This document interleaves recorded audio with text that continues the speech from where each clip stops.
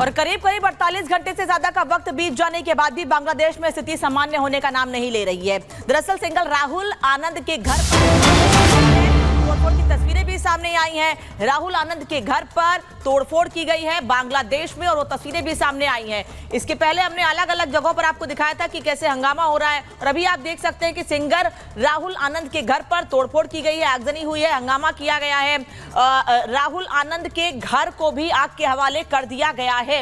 एक तरफ बांग्लादेश में अलग अलग जगहों पर लगातार लोगों पर, दुकानों पर हमले किए जा रहे हैं, यहां तक कि घर में रखा हुआ सामान तक लूट लिया गया है। पिछले दिनों प्रधानमंत्री आवास पर भी इसी तरीके से घुसकर लूटपाट की गई थी। खाने का सामान, तमाम रसोई में घुसकर तमाम चीजें खाने पीने की, उसके वीडियो भी सामने आए थे। साथ ही ये भी जानकारी मिल रही है कि वाद्य यंत्रों को भी नुकसान पहुंचाया गया है। 3000 से अधिक वाद्य यंत्रों को तोड़ा गया है। राहुल आनंद जो कि जाने माने फेमस सिंगर है बांग्लादेश के और केवल बांग्लादेश में ही नहीं बल्कि दुनिया भर में अलग अलग जाकर परफॉर्म भी करते हैं राहुल आनंद, और उनके घर पर तोड़फोड़ की गई है। घर को आग के हवाले किया गया है, वाद्य यंत्रों को नुकसान पहुंचाया गया है। जानकारी ये मिल रही है कि 3000 से ज्यादा वाद्य यंत्रों को नुकसान पहुंचाया गया है।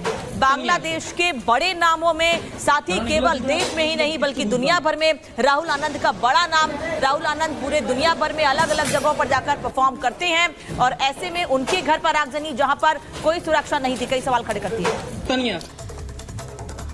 और देखिए, बांग्लादेश में सियासी हत्याओं का दौर लगातार जारी। आवामी लीग की बात करें तो 20 नेताओं को मारा गया है। इस बड़ी खबर की जानकारी आपको देंगे और आपको हत्याएं की जा रही है। नेताओं के परिवार के लोगों की भी हत्याएं की गई। अब तक करीब 29 लोगों की मौत की पुष्टि की जा चुकी है। आवामी लीग के 20 नेताओं के शव मिले। अब तक करीब 29 लोगों की मौत की पुष्टि भी की गई है। सिंगर को मारा गया। और देखिए, लगातार जो वहां की बड़ी हस्ती है उनको भी लगातार निशाना बनाया जा रहा है। और ऐसे में देखिए, आम जनता का वहां पर क्या हाल होगा जब इतने हाई प्रोफाइल लोग, जब वही सुरक्षित नहीं है, जब उनके शव मिल रहे हैं, उनको मारा जा रहा है। तो आप सोचिए वहां की आम जनता का इस वक्त क्या हाल हो रहा होगा। नेताओं के परिवार के लोगों की भी हत्याएं लगातार की जा रही है। उपद्रव के बाद बांग्लादेश की अगर बात करें तो देखिए, वहां पर हालात बिल्कुल भी ठीक नहीं है।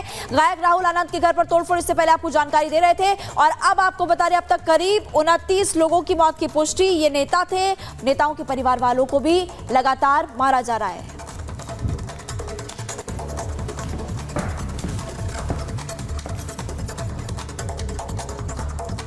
और जो तस्वीरें सामने आ रही हैं उससे एक बात तो साफ है कि बांग्लादेश में हालात लगातार एक एक दिन जैसे जैसे बीत रहा है, हालात लगातार खराब होते जा रहे हैं। और इस हालात खराब होने के पीछे शेख हसीना भी जिम्मेदार विदेशी ताकतों को बता चुकी हैं। अब उनके बेटे सजीव वाजिद भी ये कह रहे हैं कि जो स्थितियां बांग्लादेश में बिगड़ी हैं उसके पीछे अमेरिका का ही हाथ है और उसको लेकर नाराजगी भी लगातार सामने आ रही है। रिपोर्ट देखिए।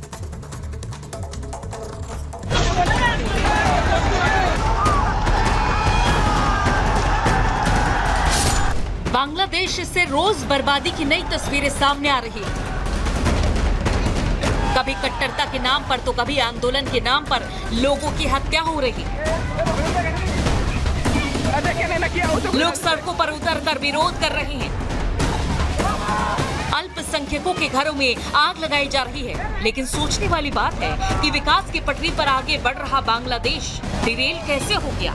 कैसे वहां इतनी अशांति फैल गई?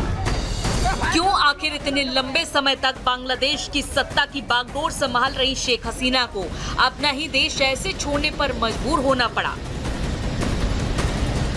वैसे तो बांग्लादेश के इन हालातों पर कई सवाल खड़े हो रहे हैं, लेकिन जानकार ये दावा भी कर रहे हैं कि आरक्षण पर आंदोलन से लेकर तख्तापलट के पीछे कई विदेशी ताकतों का हाथ है। कई देश हैं जिन्होंने बांग्लादेश में स्थिति बिगाड़कर अपना उल्लू सीधा करने की कोशिश की।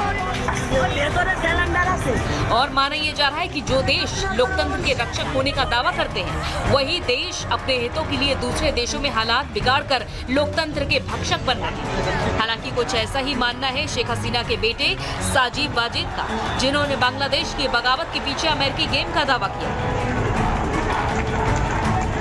अमेरिका की मंशा का अंदाजा इस बात से भी लगाया जा सकता है कि जहां जहां अमेरिका निवेश करता है वो देश थोड़े समय बाद खुद ही अस्थिर हो जाता है। दरअसल अमेरिकी सरकार की कथित विकास agency US agency for international development यानी यूएसएड का काम तो दूसरे देशों को मदद करना है, लेकिन इतिहास गवाह है कि जिस भी देश में यूएसएड की तरफ से मदद दी जाती है वहाँ राजनीतिक अस्थिरता पैदा होती है। विशेषज्ञों के मुताबिक इसका काम अमेरिकी खुफिया एजेंसी CIA के साथ मिलकर अमेरिकी हितों की रक्षा के लिए विदेशों में अपने लिए मोहरे तैयार करना रहता है। बांग्लादेश के मामले में भी यूएसएड ने बार्क और जमात इस्लामी को अपना जरिया बनाया है। गौर करने वाली बात यह है कि बांग्लादेश में हुए विरोध प्रदर्शन में बार्क यूनिवर्सिटी केंद्र में रही है, जिसको पिछले कुछ दिनों में ही अमेरिका से करीब $20 करोड़ की मदद मिली है। बांग्लादेश ही नहीं, दक्षिण एशिया के कई देशों को लेकर सुपर पावर का रुख ऐसा ही रहा है, जहां पहले तो लोकतंत्र के नाम पर घुसा जाता है और फिर उन देशों को अस्थिर करने का काम किया जाता है। पाकिस्तान, अफगानिस्तान, बर्मा इसका उदाहरण है। अफगानिस्तान में तो अमेरिका ने 20 साल तक अपनी फौज के जरिए दखल रखा। लाखों सैनिकों को अफगान धरती पर भेजकर अमेरिका ने जंग जारी रखी, लेकिन जिस तालिबान को उखाड़ फेंकने के लिए अमेरिकी राष्ट्रपति जॉर्ज बुश ने अपनी ताकत झोंक दी थी, 2020 में उसी अमेरिका के राष्ट्रपति डोनाल्ड ट्रंप ने तालिबान से समझौता कर लिया। हैरत की बात तो यह है कि इस शांति वार्ता में अफगान सरकार शामिल ही नहीं थी। इसका नतीजा हुआ कि अमेरिकी सेना लौटने के बाद तालिबान पूरी तरह से मैदान में आ गया। एक तरफ जहां अमेरिका दक्षिण एशिया के देशों को हिलाने का काम कर रहा है, तो वहीं दूसरी तरफ ऑर्गेनाइजेशन ऑफ इस्लामिक कोऑपरेशन भी सिलेक्टिव एक्शन लेते दिख रही है। इजराइल ईरान युद्ध पर तो बात हो रही है, लेकिन बांग्लादेश में बिगड़े हालात पर कोई भी चर्चा करने को तैयार ही नहीं है। बांग्लादेश के मुद्दे पर सबने चुप्पी साध रखी है, जिससे इनकी मंशा साफ दिखाई दे रही है। हालांकि अब देखना होगा कि कब तक बांग्लादेश में हालात सामान्य होते हैं। Bureau report, Republic Bharat. तो देखिए, एक तरफ बांग्लादेश में हालात बेकाबू हो गए हैं, लेकिन दूसरी तरफ भारत में लगातार अब बांग्लादेश की स्थिति को लेकर भारत में भड़काऊ बयान दिए जा रहे हैं। कांग्रेस नेता विवादित बयान दिया है और ये कहा गया है कि बांग्लादेश जैसे हालात भारत में भी हैं, भारत का सिस्टम इसे रोक रहा है। ये कहा गया सलमान खुर्शीद की तरफ से। ना सिर्फ सलमान खुर्शीद, यानी कि कल देखिए संजय राउत की तरफ से भी विवादित बयान दिया गया था। शेख हसीना को तानाशाह बता दिया गया था। अब सलमान खुर्शीद की तरफ से बयान सामने आया है और ये कहा गया है कि भारत में भी बांग्लादेश जैसे हालात हैं, लेकिन भारत का सिस्टम इसे रोक रहा है। ये सलमान खुर्शीद की तरफ से कहा गया है। आपको बता दें कि जहां एक तरफ बांग्लादेश में बिगड़ते हालात को लेकर भारत सरकार नजर बनाए हुए है, तो दूसरी तरफ भारत में कुछ जो नेता हैं वो राजनीतिक रोटियां सेकने में लगे हुए हैं। तो सलमान खुर्शीद कह रहे हैं कि भारत में भी बांग्लादेश जैसे हालात हैं, हमारे यहाँ ऐसा रोकने की कोशिश है, सिस्टम ऐसे संदेशों का प्रसार रोकता है। कश्मीर में सब सामान्य जैसा दिख रहा है। हालांकि वो कहना चाह रहे हैं कि दिख रहा है, क्या ऐसा है, नहीं, सवाल ही उठ रहा है। लेकिन अभी बहुत कुछ करने की जरूरत है, सलमान खुर्शीद ये कह रहे हैं। और सीधे सीधे ये सवाल उठ रहा है सलमान खुर्शीद के इस बयान के बाद कि क्या वो लोगों को भड़काने की कोशिश कर रहे हैं।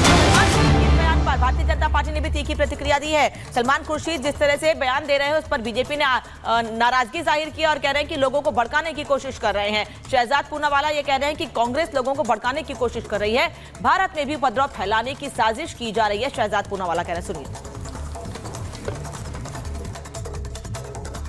कांग्रेस के कुछ नेता, सलमान खुर्शीद जैसे नेता, कहते हैं कि जो बांग्लादेश में हुआ वो भारत में भी हो सकता है। ये एक लौते ऐसे नेता नहीं है।